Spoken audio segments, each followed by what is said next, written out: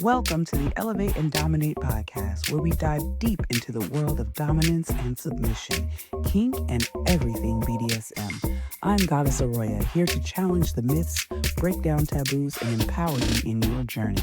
And I'm Mistress Odessa. We're here to educate, inform, and explore the truths of power exchange, consent, and the psychology behind kink. Because knowledge is the key to safe, fulfilling play. And this is Orpheus Black.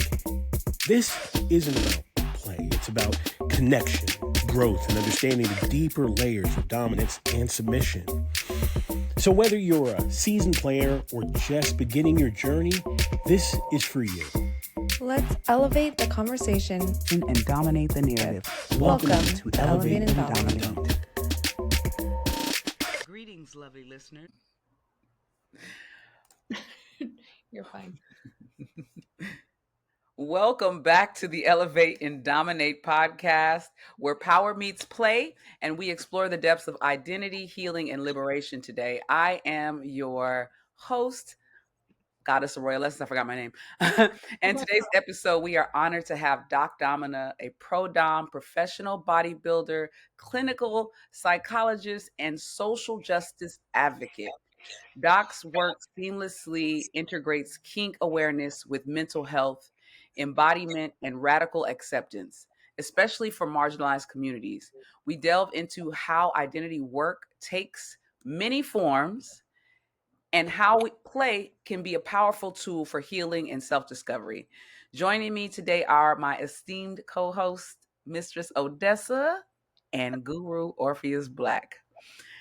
But before we dive in, please don't forget to subscribe to our YouTube channel and visit dominate.com for resources and try to pick up some merchandise if you're really interested in any of our services.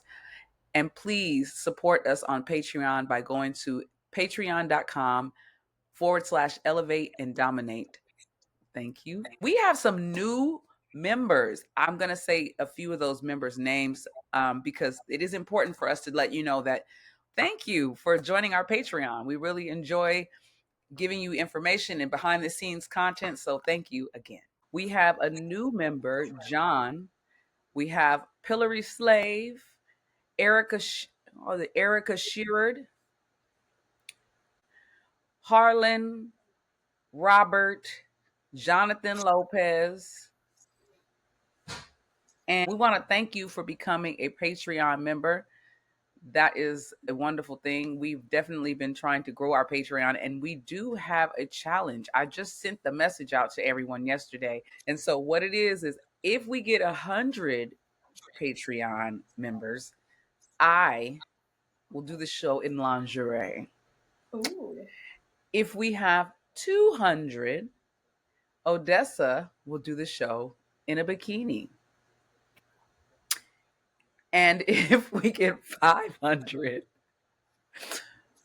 Orpheus Black is going to perform in a bikini. He said he'll do a scene and record it in a thong.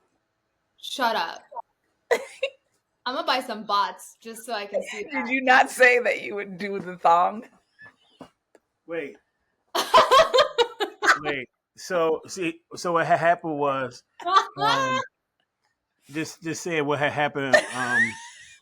So you're breaking up. So Yeah, breaking up. We don't hear.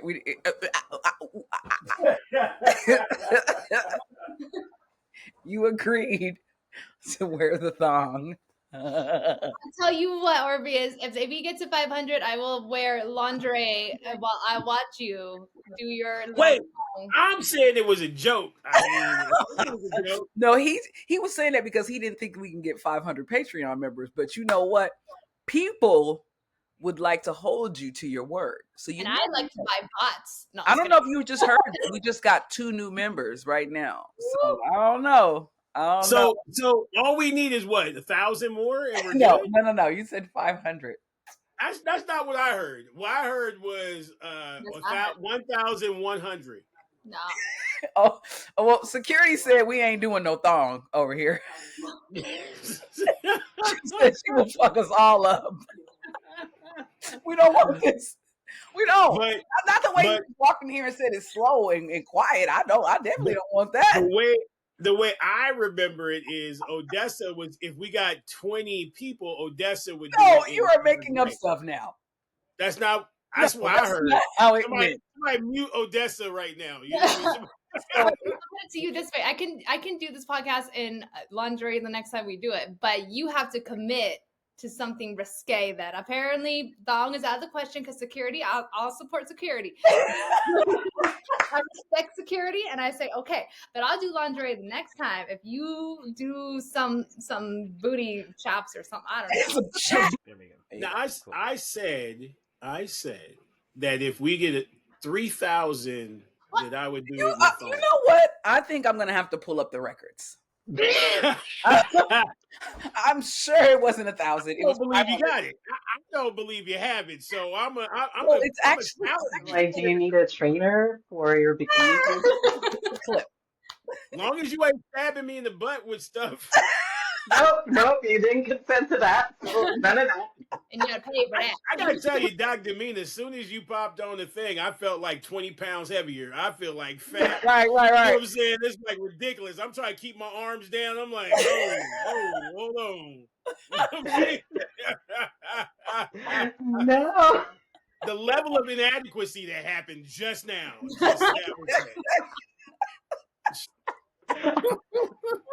She didn't even flex it right quick. We're literally doing a podcast with two people who are currently trainers and an ex-trainer. I love it. This is ridiculous. I mean, your shoulders are amazing. I said that last time though in New Orleans. I was just like, "Damn, girl, shit." Hey, can we pause? Can we pause just for a second to make an adjustment? Doc, I'm gonna need you to put on some long sleeves because that's disrespectful. I think my wife is around here somewhere. No. I don't need my wife seeing I don't need my wife seeing what I should look like. I'm just saying. No. Put some long sleeves on. I know. I'm gonna have to tell her to come over here and look and see. Bet not.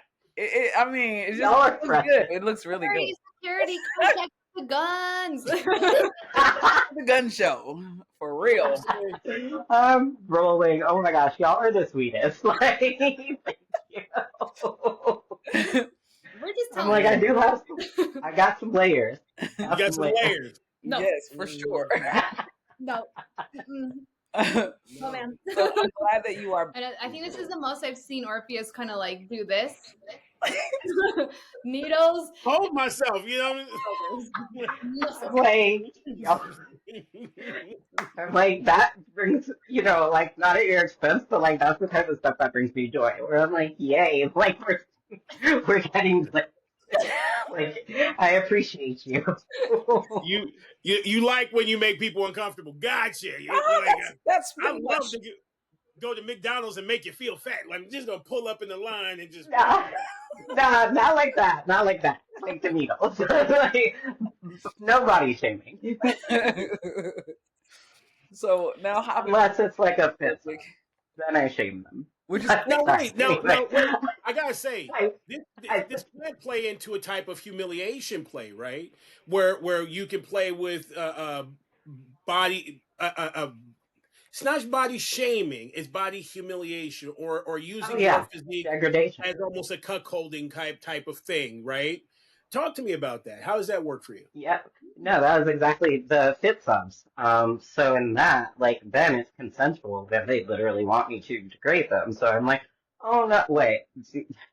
I'm like, do you want the hat or because like our example is okay. Yes, I guess bring it to it. Okay, cool. Because there's definitely a demographic who like they want the whole like feats of strength like competition, and then this digs into the wrestling fetish realm as well, and so that's another part of the hat or whatever. But so they're like, I bet you can't beat me up, and like, so like I'll do like arm wrestling, and I've beaten guys who like that's their kink, like they have a bicep fetish and an arm wrestling kink, and so they'll spend years trying to find someone to beat them, and now I've beat 3 guys that were undefeated, and that makes me happy. But they're like, have been searching for this, but like I don't know how I feel. And then they're like, okay, I actually love it. And then they're like, I need a rematch. And then conversely, like for those types of sessions, sometimes I'll give them like little assignments, like, okay, like maybe if you actually train your chest, maybe if you work on your delts, maybe if you don't just do this and you work the rest of your arm, you might be able to beat me one day. So you see, it's like integrating, and like I send them on tests, but also like humiliate them, or like doing like size comparisons, where I'm like, okay, like yeah, your quad is the size of my calf. Like, cool, that's cute. Wait, And like time? Can you I just have, can you just do that one more time? Yeah, the close follow. Okay. Okay. And like, I'm like, and then I have like my consistent fit subs where literally it's like I'm like, well, I will make your body like what I want it to be. So it's using the personal trainer hat and the competitor hat, where it's like one of your assignments is you need to give me a food log when I say you have a goal journal. You need to tell me if you fuck up on your meals, if you don't hit your step goal. So like really integrating that, and then if you don't do those things, obviously there's punishment, and I don't mean punishment. So, really like all of that, that's like where, yes, like you can definitely integrate humiliation, degradation, Oh yeah. all the things in there. That's exactly what it felt like when I was training under Goddess Arroyo. There was so much humiliation and just He quit. He quit. No. I didn't quit. I couldn't walk afterwards. Oh, well, you just gotta soak, you stretch it out, it's okay. Whenever I say, do you want to work a good out? trainer tells you train, that. She we're going didn't to train martial arts. We do martial arts. I love it. I can't even say that I don't love it. I do love it. But whenever I'm like, why don't we just work out? Well, how about we just do this? It's never. Meet me at let's go to the gym. Indigo is all in. She likes to work out. Well, I don't know if she likes to work out with me, but she works out. Okay. Before you just complain my whole card here, I just want to say that I do have degenerative arthritis. You know what I mean? Oh, so when I work out, it lays me out for a couple of days. You know what I mean? So she's like, no excuses. Well, bring up the wheelchair then and push me everywhere I gotta go. The wheelchair and do that bicep curl with the cable, okay? I want the speakers on my. I want speakers and rims. Speakers and rims on my wheelchair. Spinners. Done. OMG. I'm just saying, because I'm pretty sure there's injections to help with arthritis. Odessa, you've been on me all day. I mean, what did I do to you? I thought we was good. We are good. Oh. This is the first time I found needle play like sexy. I am honest. I am obsessed. I adore you. I'm like, I maybe am technically traveling, visiting my primary submissive, and like maybe part of the protocol is I do all their injections when we're together, and like maybe they have elbow issues, and there are supplements that you can inject locally that do help alleviate joint issues. Yeah, I'm just gonna be in pain. I don't want needles. I'm a personal trainer, or I was before I came up here and stopped doing it. So I do know about certain things. So I'm just Yep. The ex-professional opinion. Yeah. Also turmeric. Make sure you're taking your turmeric. Oh well, yeah. I have all the. I have a whole apothecary here, but the injections we ain't doing that. I have to do these other ones, but that's it. But let me ask you this, Dr. Mia, so I can get this off of me and onto you here. So how much of your session is flexing? Like, I'm quite sure, no, I'm serious. Like, I'm quite sure you're like, get me the flogger from over there. Can you go over there and get there? But how much of your clients are looking for that from you? So that has been a part of my brand development, I guess, in that I do have very set demographics that are strictly muscle worship. Wrestling, I only do up to semi-comp, that realm. And I have an application, and so part of it's what do you want? What do you want to see me in? Those questions, and then muscle worship, like that is a part of the application. And so then I know that that's part of what brought them to me. Or obviously if they message in certain ways and they're like, oh my gosh, like you could crush me, or they like the giantess craft, then I know that like I'm gonna hand this up. And then conversely, like I can also end up with people who like find me the more traditional route, and then they get to my dungeons, or like to the dungeon space I work in, and they're like, oh my gosh, like wait, and I'm like, haha, like, and then they're just like, then they might want a little degradation or humiliation, all of that, and then I just kind of integrate it in. But like, I forget my body, if that makes sense sometimes. And so like I'll be doing stuff, and like if they can see me, like now I think it's a little bit more like I remember it more. But like early on, I'd be like, "Why are you talking? Like I'm about to flog you. Like like I'm about to hit you in your front. Like why are you looking at me? Like why? Like yeah, so I'm like I'm using an implement. Like or like I'd be with my dungeon sisters, and like we're at a play party, and like got heavy floggers, and they actually gifted me one that's made of buffalo hide, and it is heavy. And like I figured out how to do this. I ended up getting blood blisters on my finger, but they're like, nobody, you're not supposed to be able to do that with it. And I'm like, yeah, it's a workout. So like, It's yeah, heavy. like like it's heavy. Like it has a thunk. It's fun. Like I was able to use it, and like they were on the St. Andrew's cross, and it didn't do like damage, no internal damage, but like it's a thwack, and like it'll push the person and the cross a little bit, like, or like you can do it on the horse. But anyways, Like again, I digress.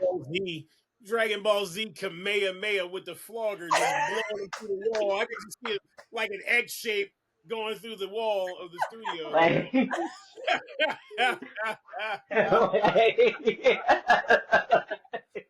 That's terrible. What you guys do to these subs is just crazy. I'm just saying.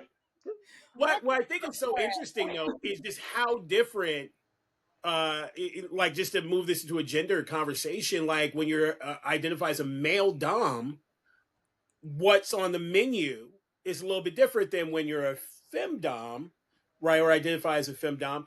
And to me, when you look at femdoms, it's more like almost like a menu. You go to a restaurant, there's a menu. You say I want the number one with the two, and there's these courses and the whole 9 yards, and that's what you receive. Whereas yeah. with male doms, in my opinion, it's an active negotiation.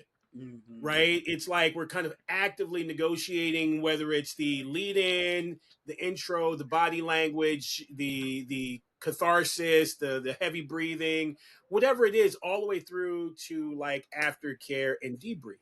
Do you recognize this to be something in your do you see that same difference on your side of the coast? Yes. Yes. Um, I identify as pan, and like I'll play with everyone, but like I'm also so the sadist hat, and like I said, like I have my lifestyle component, and like one of the things over like earlier on, I was like, my girly pops, like it's slow, like it's not this like set outcome intention, and that was one of the things that would make me irate, because it felt like from the femdom lens with the mass presenting individuals coming, it felt like a level of entitlement, because they're like, I'm gonna offer, like, of course, pegging. Pegging is the main thing they all want, and because of the embodiment too, I realized I have a lot of the gender role reversal demographics that were actively seeking me out. And, I was at first, I'm like, why are you like, what is wrong with you? But I was like, how are you going to come to me talking about you want to serve me in that way? Like, this doesn't make sense. This is the antithesis of DS. Like this is not like, and then you learn like, oh, okay, like they are a bottom. They are not a submissive. They are a client. It is not a dynamic. But I feel like that fluidity of conversation and just like openness, and I do think that a lot of it is gender norms and societal norms that play out, because again, wherever you go, there you are. And so, like, we exist in the macro of gender norms in which being femme presenting is traditionally identified as being able to be like, oh, okay, like, yes, like, I can see where, like, you're expert, let me learn, or like, this is what I like, but let me hear more. Like, I feel like that's more of the conversational style ingrained. Mm-hmm. Whereas masked male identified individuals, it's like, okay, this is what I want. Like, even if I want to serve you and I want to make you happy and I want to be your perfect submissive, this is what I want. Mhm. And then you're like, when do you want to hear what I'd like? And so from the pro end, it is easy to just be like me because inherently I don't have to train you. I don't have to translate. I can figure out exactly what you're seeking. And Right. then we can mold and construct and have a conversation around that. But I do very much agree and identify and resonate with that description of the Mm. differences between the groups. So I wanted to kind of like this is I'm kind of like in the realm of that question, but can you speak about the importance of embodiment and like especially for those that are like trying to reclaim their body from trauma and societal judgment? Can you speak on that just a little bit? Yes. Again, that's like the all the hats rolled into one. Okay. So I also thank you all for your patience with my like navigating a bunch of different like ideas all at once. Thank Oh, you don't worry. for like, your patience Very there. smooth. But so trauma informed care, clinical hat.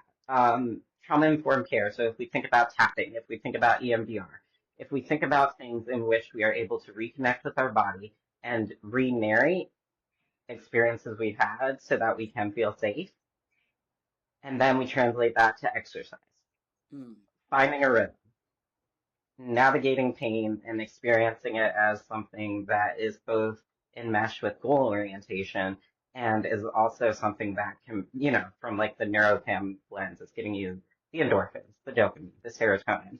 But from the psychological end, it's allowing you to say, okay, I'm pushing myself in a way that is uncomfortable and can literally feel scary at times, but yeah. I am safe. I still feel a high level of internal locus of control. Mm-hmm. Then, okay, BDSM, like it sounds wild, like especially if you're bottoming, if you're the submissive, et cetera, et cetera. There can be this experience of like, I'm just giving my body away. But if we look at it again from a power exchange, power dynamic lens, it is literally I have to be an individual that you can trust, that you can feel safe and secure with in a physiological and psychological way. An individual cannot enter space in either direction, in my humble opinion, if there's not a container, if they are not able to feel safe and secure within themselves and with the other party or parties present.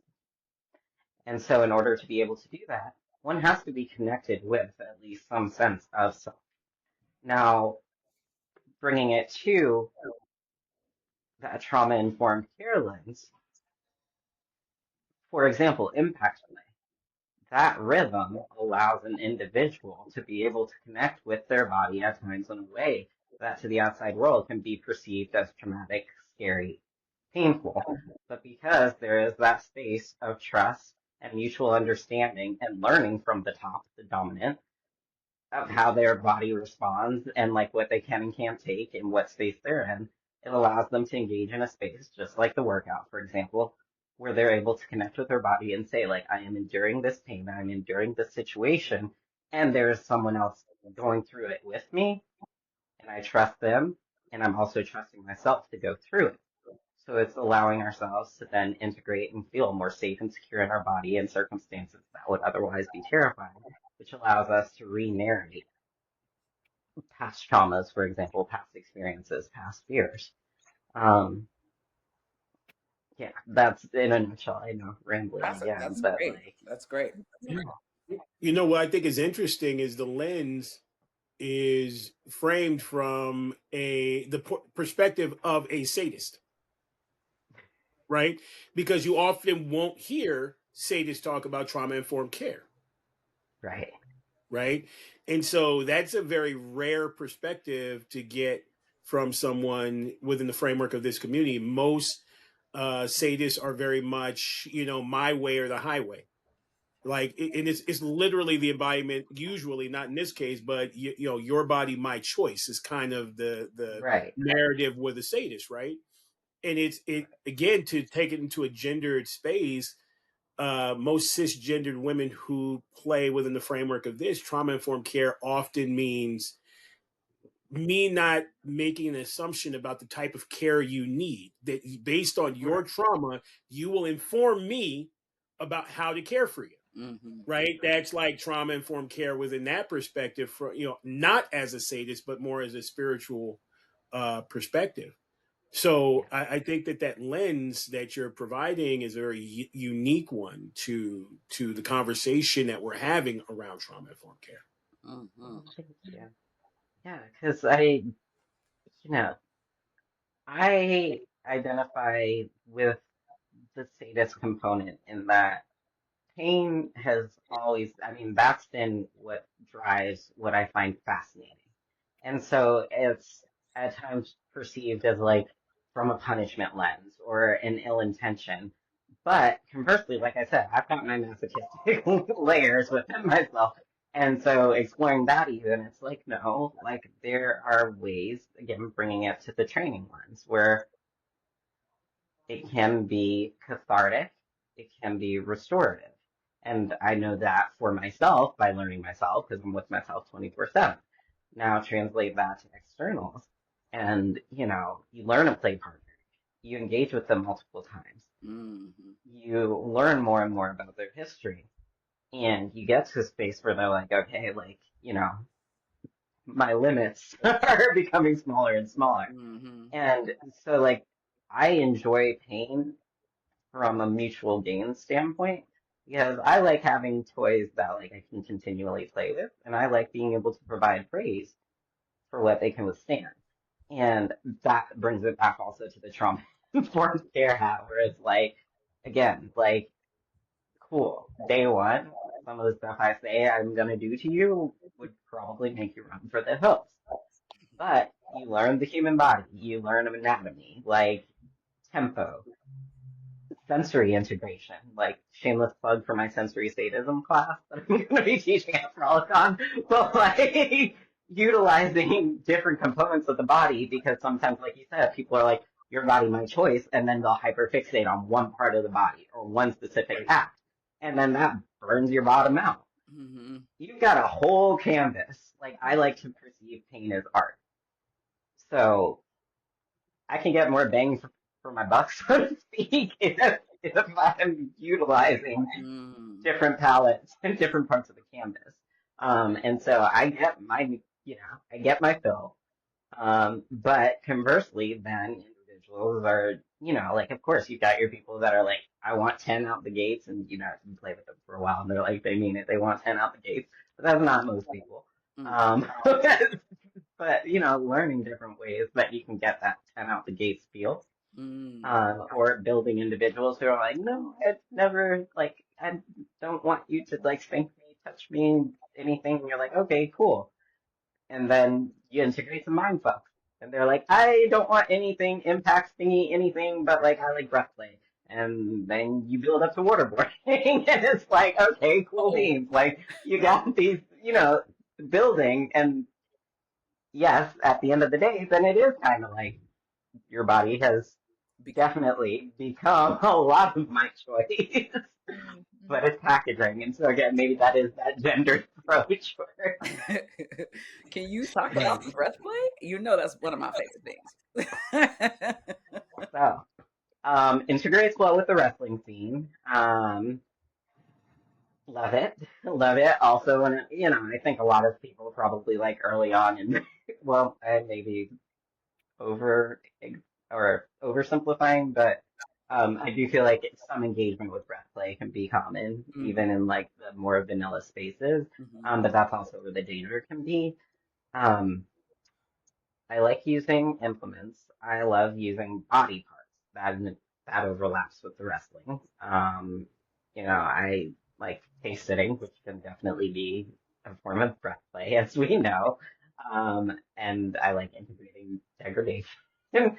But the waterboarding. So again, if you utilize all the senses, for example. You utilize material, and you have to know safety, security, anatomy. Like, you're not just going to be like, okay, let's do this today. Like, you got to know, like, you know, bodily functions that can integrate with liquids that you can maybe utilize to, like, make people lose breath for a second. I don't know. But like, Oh, these are really creative. like, but for example, so apple cider vinegar. Anybody ever taken a shot of ACD? Yes. Yeah. Anybody ever choked on apple cider vinegar? No. I So have had many a few. comments I want to make right now. Just so many Would, comments I want to make would about that you right now. please do? If I like, I would like to hear. No, I was talking about Arroya. Talking about, Oh, never oh, mind. let me stay out. Let me stay on my coast. I was In gonna the corner. shoot, but I just let it go. Okay. All right, sorry. But ACD, so like it will make you feel like you are dying. It literally it is acidic, it will burn, and like there's not a way to catch your breath if you choke on it. Mm. Yeah, yeah. It is, I actually, I was gonna say, yeah. I absolutely love apple cider vinegar. It's one of my guilty pleasures. You know what I mean? Oh, Like, Really? I have a crap ton of apple cider vinegar, like literally right where Arroya's sitting. I have like cans of it on the other side of my bar. oh my gosh, I love it. Yeah, like So I you have know, tons of them. You know what I mean? And I actually started diluting when I was a kid, diluting apple cider vinegar with a little soda, a little Sprite, a little, you know what I mean, a little of oh, this, and it's just I love the taste of it That's for some oh, reason. You know what I mean? So it's a thing, but I know I exactly what can you're see it. talking about when you try inhale. You're just getting kind of vapor from the vinegar. You know, but I will say this: what's interesting to me is when we say breath play. I think what our newer audience needs to understand is that Oh, it's a huge umbrella. yes. yeah, When people think breath play, they think choking, they think gasping, right? But there's so much, it and is. that so it's always important to ask when somebody says, "Let's do some breath play." What does that mean to you? Right. Ex- Right? That's like absolutely important. it's so, and I would say, and shameless psychoed hat of like all play. Please, for the love of all that is right. Like, Right. I mean, even flogging. Like, okay, like, have you experienced this before? Like, what does that mean? What are you looking for? Like, do you want rhythmic? Do you want sharp? Do you want a cute? Like, what are you looking for? Like, asking questions, please. I think Over I can communicate. even go back to understanding pain because I was gonna jump in, but then I didn't. But like for me, it's just like pain. Is it pain or is it a discomfort that you're willing to go through? Because there's like a certain pain that's very immediate red. Then there's a discomfort that's like, oh, this is like very intriguing and like tingly, Mm-hmm. and it's like Yeah. it can be applied to that as well. It's like how can you explain pain, which is probably like the hardest thing to explain versus like or is it a discomfort that's like you're willing to let me choose your body my choice, like Yes. yeah, Yes. totally. And yeah, and that's where, yeah, so like obviously these things deeper players like on both sides. But like diluting it with water, you're utilizing scent, a little bit of taste. But if you use a washcloth, it's the same thing as utilizing a washcloth to give a suffocation sensation. If you front end dab a little bit of ACV and then put the washcloth down, and then you're pouring again, you want to be mindful of tempo. You're not going to just bucket dump. But that scent and the water is going to create an asphyxiation sensation without, yeah. And again, tempo then. Like you're not gonna dump. You're gonna do very, very, very slow. Look. Girl, no. Yeah, I'll stuff take like that. that Like, is see I mean, I am learning, and I'm interested to find out what types of breath play people are into. Whenever they say breath play, I'm like, oh, so what are you into? So, Yeah. it, That I've only been able to do with one person. I would love to be able to do it more, but like that is the. But sorry, that was my little caveat plug. But please continue. Sorry. That's amazing. no, that was you answered for my question. She's Yeah. It's gagging. It's like gagging, gasping, or strangulation are like the main three, or suffocation. Like those are the main four forms of breath play. And so, if it's going to be face sitting, that's one thing. If it's going to be like deep throat penetration, gagging, what I mean? There's so many different ways, but there's also a level of drowning that I like to use the big, gratuitous, most impactful words because I don't want to romanticize it for anyone. Right. Yeah. You know what I mean? Like waterboarding makes you feel like you're being drowned, Yeah. right? And if that's your fetish, and for some people it is, that it hits. But all the naysayers, all the people riding that line, I need them to be like, no, no, that's not what I'm talking about. You know, what I Oh mean? yeah. Like, No, thank you for that. Thank you. Thank you. Yeah, because no, that's again that person. They've been playing for almost 2 decades. So like, and they know they know what oh they're. yeah, I mean, they don't. Nobody knows all their yums or yucks, but like they've got more clarity around that. But no, this is again not something you know. And conversely, things that I do. Obviously, if I don't have like the anatomy or appendages for certain things, like I can't test it the same way. But like, I'm not like I've gotten gifts of like tasers, and I literally will be like, I just got the gift you sent me. And like they'll respond 20 minutes later and they're like, you've already tried it on yourself, haven't you? And I'm like, yep. So like, so yeah, like I get that if you're on the line for the deep edge play anything, if you're on the line for anything, there's no need to do anything at any point in time. Right. Or, research, ask more questions, ask if you can see it, like utilize full community resources. Don't just feel like you have to jump into anything.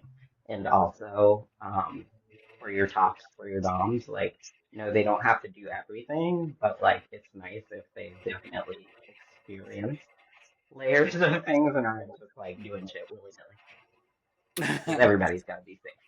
But, you know, Safety is the I, first. I've got to ask you this, this question. Lots of people say like, you don't know you don't know what you don't know, right. right? Especially within the framework. I mean, I think every Dame has asked, had this conversation with a sub, and I find that is an absolute lie, Okay. right? I Explain. Like find to that hear when more. people come in, I find that what it is they don't want to share it with you yet. They know what it is because whatever it Um, is brought you here. And of all the thousands and thousands of Doms, Dames, so and so forth, you picked me. There's something about what I provide you think I can give to you. So the question is, are you going to give it to me now or in 20 sessions from now? Are you expecting me to just work miracles or be a mind reader and just pick it out of your head? Or are you just too scared, uncomfortable, or shamed or embarrassed to say it? Right? Because I think that at the end of the day, it's a crapshoot if you don't tell me. You yeah. know what I mean? But we can give you the experience if you do. What are your thoughts about that? Um, this is one of those both and in that like I do think that many times there's a level of hesitation, layers of guilt, shame, lack of again, like utilizing like psych my clients day one when I'm going through their assessments, like you develop skills to get them to kind of bring their guard down a little bit more and so you can cue in on where they're feeling a little bit more like they're more withdrawn and they're withholding, and then you put a mental pin in it and you say, like, I see, I don't know all there is to know in this area. And then, for the clinician half, if I don't have that information, a lot of the time it is very deliberate and part of their overall treatment and what's probably bringing them to see me.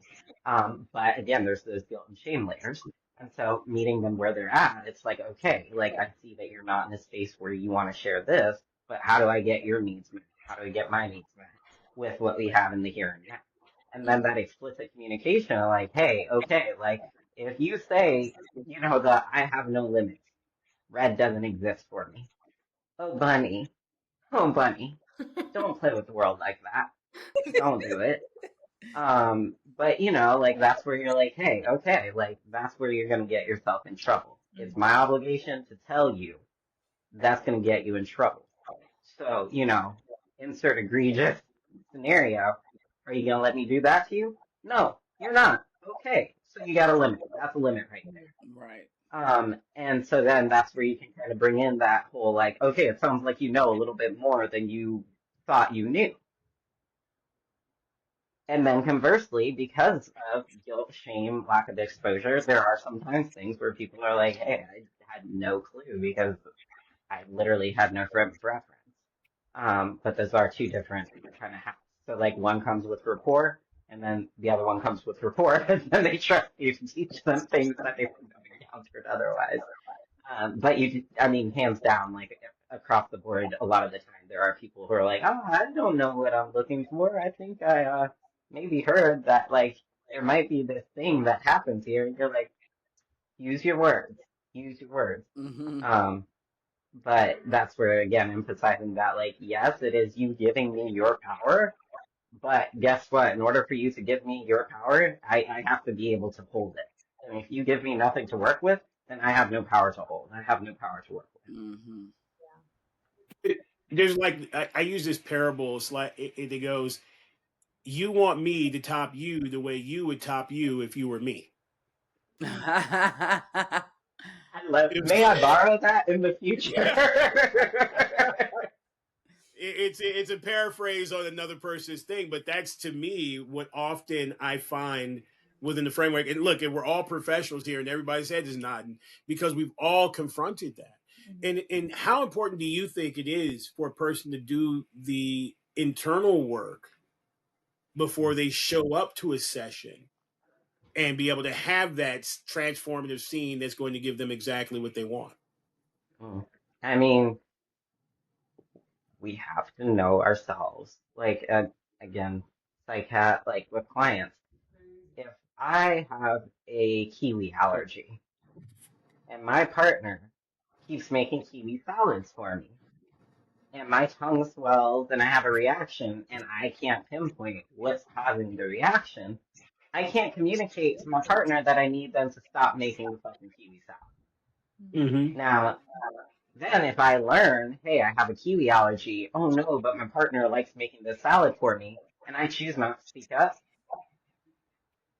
then locus of control, I'm not controlling all my controllables. Radical acceptance, like I'm not allowing my partner to make the determination of whether or not this kiwi salad is a make or break it for our relationship. All parties don't have information at their disposal. So bringing that to this particular framework, yeah, like do the work, because if you don't know what your boundaries are, if you don't know what your limits are, I mean, I will definitely speak on like there are people who they've entered a cathartic space in session. And then certain things that they're like gung ho about or have been gung ho about, they're like, wait, I can't do this. Like, I've definitely had moments. And then it's like, redirect. We're going to ground. We're going to talk through like what's happening.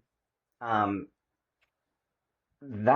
and then they're like, I didn't realize that this was coming up. And then it's like different hats come into play. And I won't say an either or, I will say both and. So I'm an advocate for like everybody doing their work, their spiritual, psychological, emotional well-being work, to be able to be of service to self and then others. I've had people that like, they definitely had psychological health components going on and they approached me to serve, or they've had substance things going on and they've approached me to serve. And I've literally, like, I've gotten cussed out, dragged by people because I delineate boundaries and I say, I see you, I see these things, I'm not going to accept these behaviors.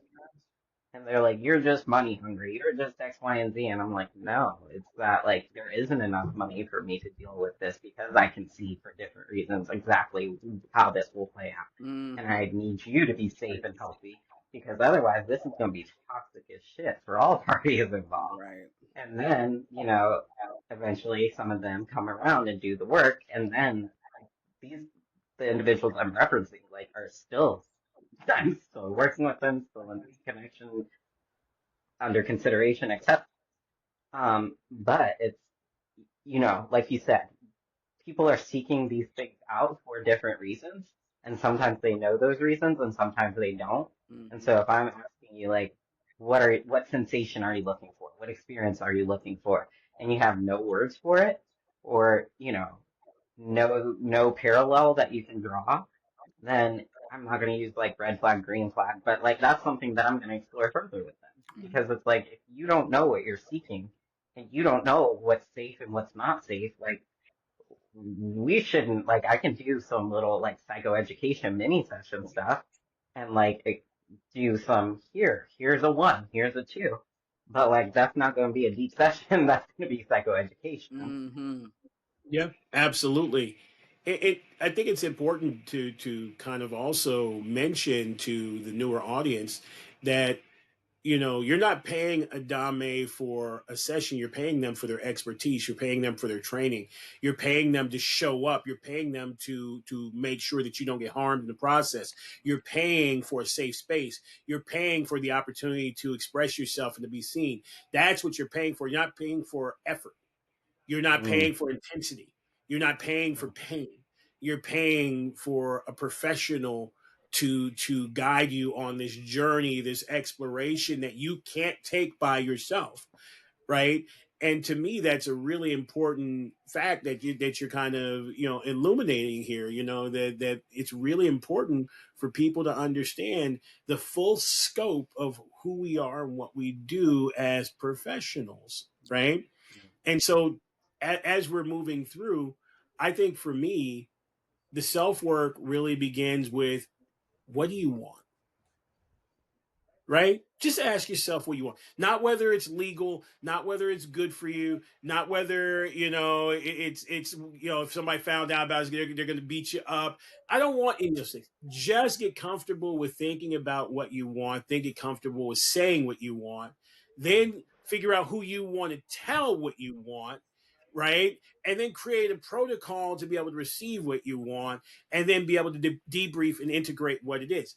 That's my Yeah. job. That's our job, right? It's a really simple process. So Doc, when it comes to this thing, do you see that this is not just about pain and pleasure, but some type of higher game?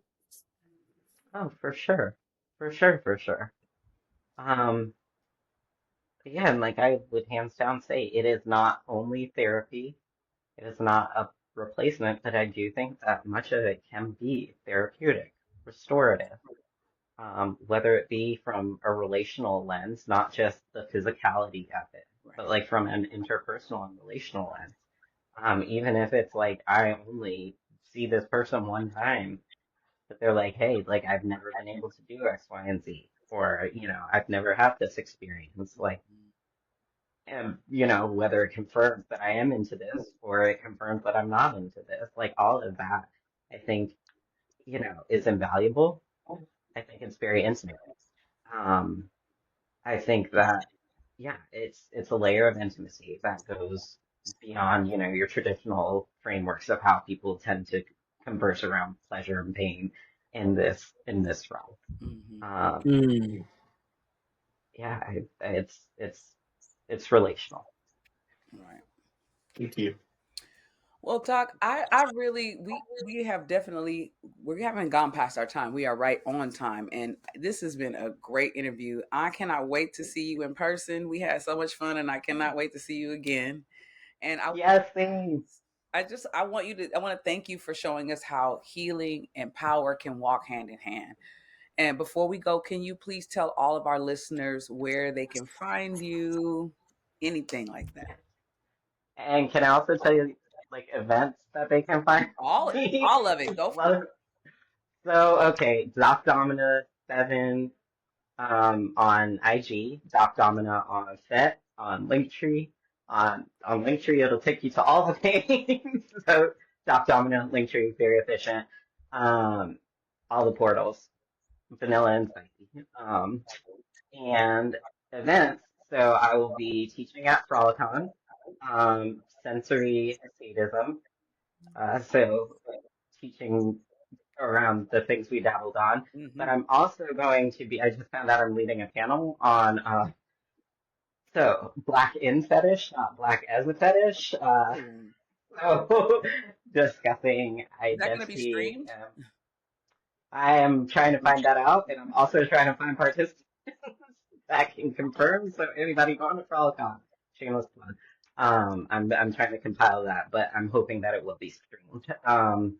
And then DomCon LA, You're I'll coming to be LA? on West Coast, West Coast. I'll be seeing y'all at DomCon LA, and I'm actually going to be teaching my wrestling and power course there.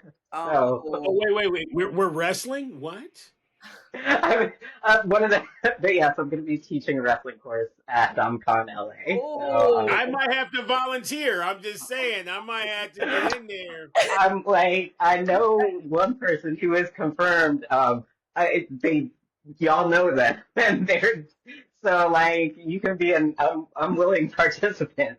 I've been learning wrestling for the last couple of weeks, and I've been having a good time. I Yes. enjoy it. I had a few sessions of people ask me about it, and I'm like, wait, hold on, let me learn more. And I am very excited and passionate about learning more about it. So for Yay. sure, I will. So I will be there. We have yes. But yeah, so those are ways to end at the Atlanta Dungeon. That is where I work out of. That is the space, the spot. So if you're in Atlanta, come through. Okay.